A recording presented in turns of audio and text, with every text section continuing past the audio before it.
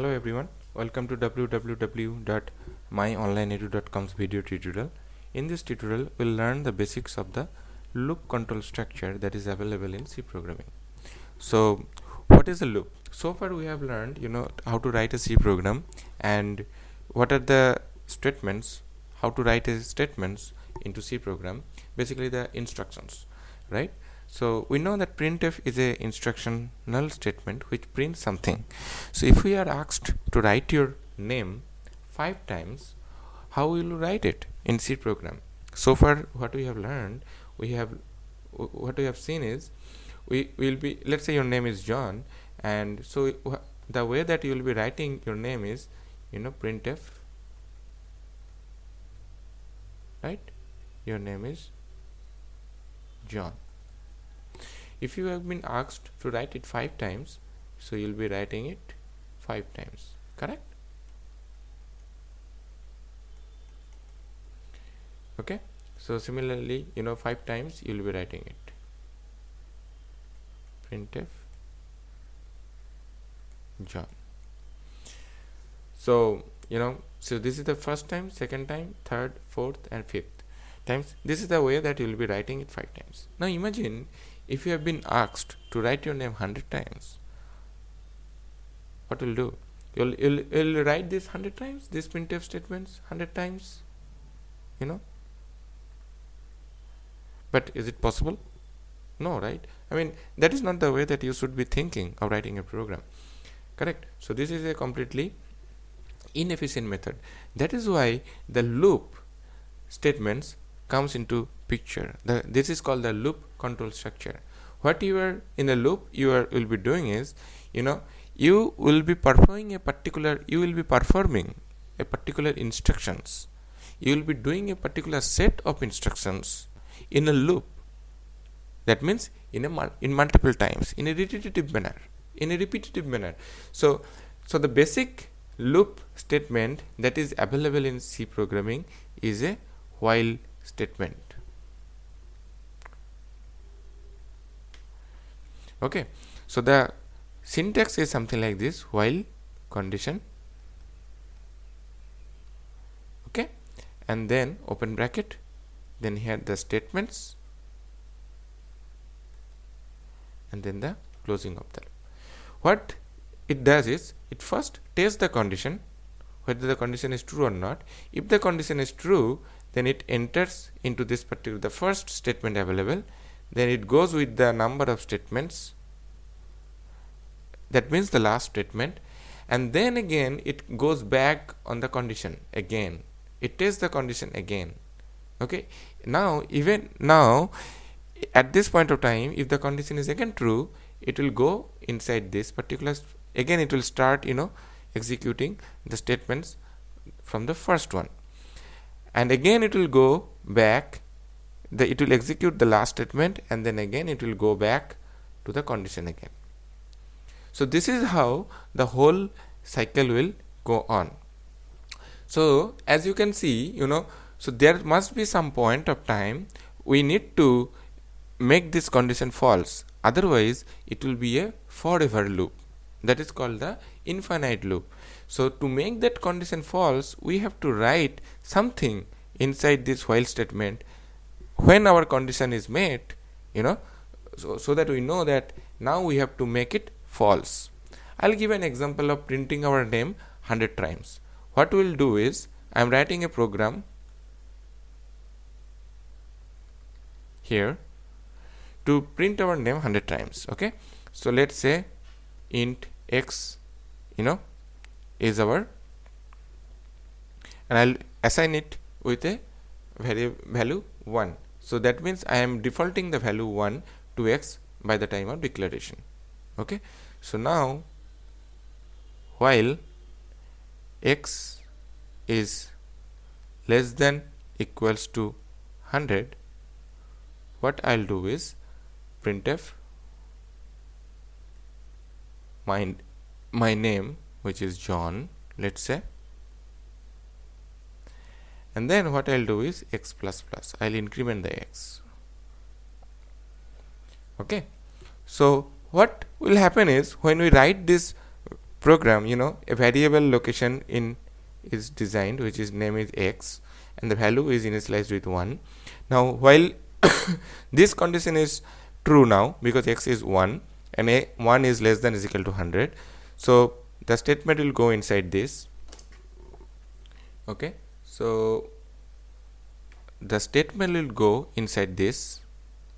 Okay, and then it will print the John for the first time, and then it will increment the x by 1. So now x becomes 2.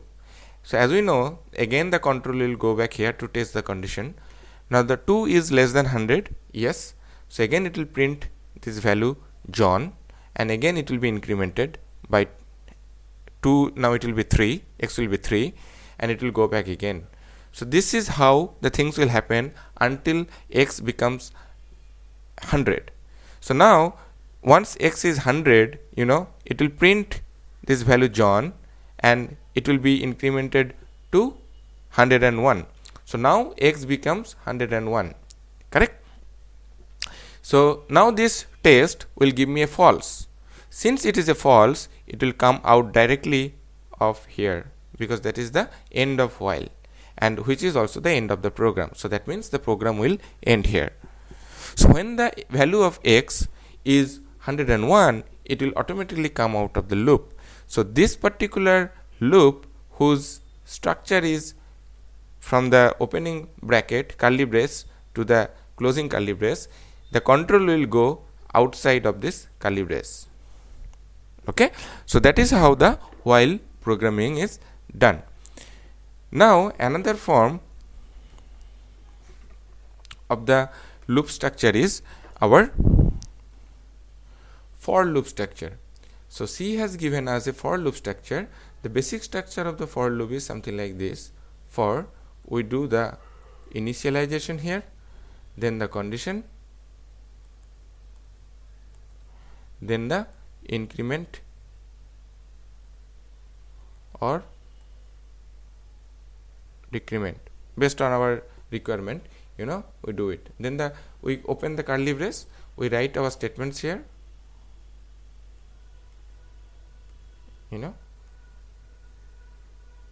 write our statements here, and then we close the bracket. So this is the loop body. So that is why this is called, from here to here, this is called the loop body. Okay, so this is the opening of the loop body, and this is the closing of the loop body. So to write our name 100 times using a for loop, what we can do is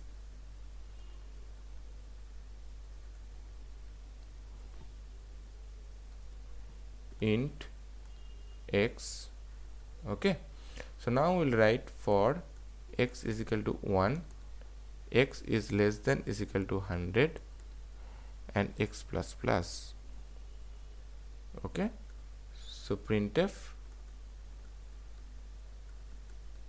John. I am writing my name John.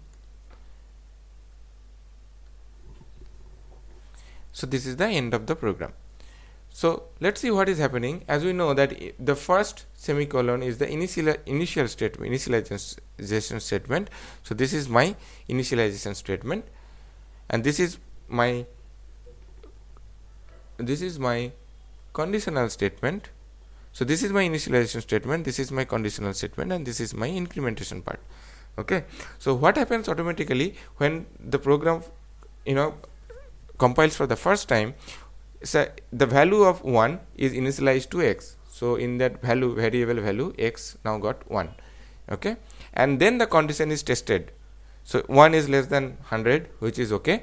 So it will come inside over here and it will print the word John, John. Now then it will go back. Go back to whom? Go back to this particular portion.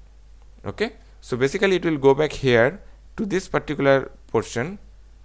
Okay, so it will increment x to x by 1. Now x becomes 2, and then again it will evaluate the condition, which is 2 is less than is equal to 100. The answer is yes. So it will come here again to print the statement, and then again it will go back to this increment operator. Excuse me. Now x becomes 3, and again this condition will be tested. Since it is true, it will come here until x is 100. Excuse me. So now let's say the value of x is 100. Okay, so x will be incremented by 1, which will make x as 101, and 101 is less than 100, which is false. So the condition, since the condition is false, it will come out of the for loop here, and since that is the end of the program, so nothing will be done. It will stop, the program will stop here. So that is how this printf statement will be executed 100 times. That means it will print the name John 100 times. So as you can see, the difference between the for loop and the while loop is, the for has a structural things, which is you are initializing and incrementing or decrementing the variable to avoid the infinite loop. But while doesn't have that structure in place. You as a programmer have to be careful. You have to be very careful when writing a program using while loop, because you have to do these things, initialization and increment or decrement, to avoid the infinite loop.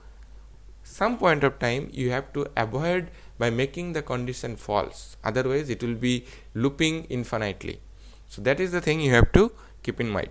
Thanks for watching this video. Have a good day.